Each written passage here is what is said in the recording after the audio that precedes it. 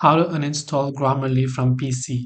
If you have installed Grammarly application on your PC and then you'd like to uninstall the Grammarly app, it is actually quite very simple to do so, because all you have to do is go ahead and then first of all make sure to simply launch your control panel first. So once you launch your control panel settings on your Windows, you'll find this type of information.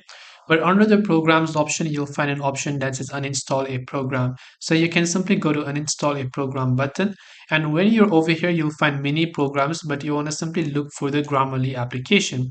So just go ahead and look for Grammarly for Windows right here. And once you select that, from the top, you can just click the uninstall button and it will obviously ask you for a confirmation. So just click on the yes option, and right there, Grammarly will begin uninstalling itself and it will be successfully removed from your computer. You can also remove them if you've added them as an extension to your browser or anything as such.